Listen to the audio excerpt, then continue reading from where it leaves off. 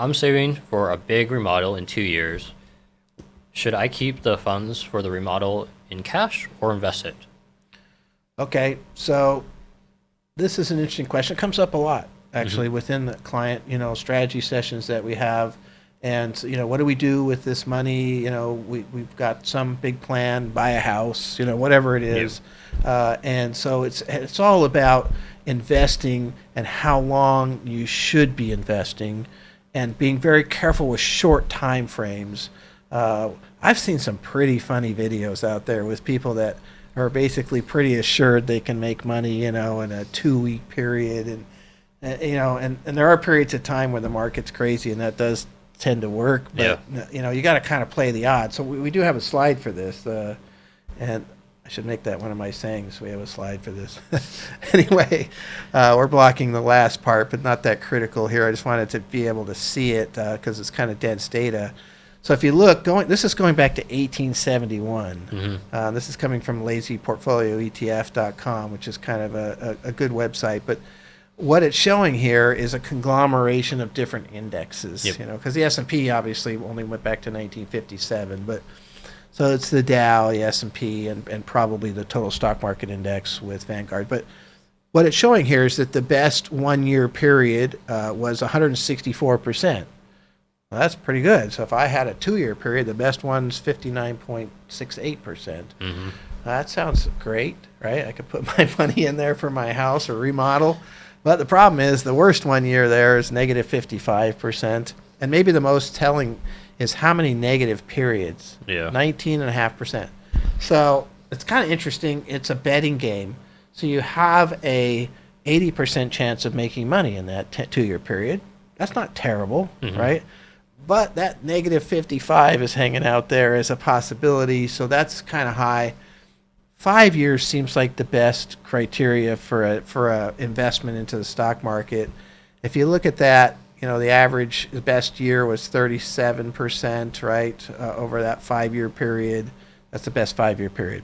And then we've got, 10% of the time it went down, Hmm. and the negative 19.58. So I would say no, right, in terms of putting money into the stock market for a 2 year outlook. Cash would probably be your best bet as far as that goes. Yeah, unless you have some other way to replace the money. Say you somehow earn enough money that this small amount of money, wherever it drops, you could replace. Right. Then maybe you could take that risk. But usually for big remodels or down payments, you can't afford to take a loss. Yeah, exactly. I mean, the reason you'd want to put it in the market because you need the money, because it's expensive and you're hoping to make something more than what you could make at the bank. Uh, but you could suffer a big loss.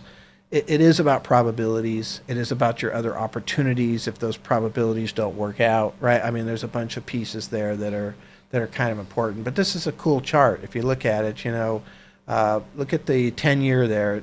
2.9% of the 10 year periods were negative. So really good chance you're going to make money. And the Hmm. average rate of return is 9.2% on this U.S. stock mixture, right? So longer term is higher probability of success. And it's why, it's great for retirement plans and things like Yeah. that. Not so great for short-term goals.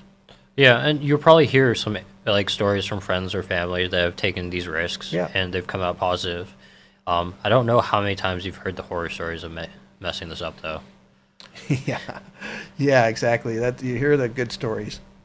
At the cocktail party, somebody's bragging about how they, did some options or did some particular thing with the stock market that helped them pay for the house. I did with with the stock, but that's a little bit different. It's not something I would recommend.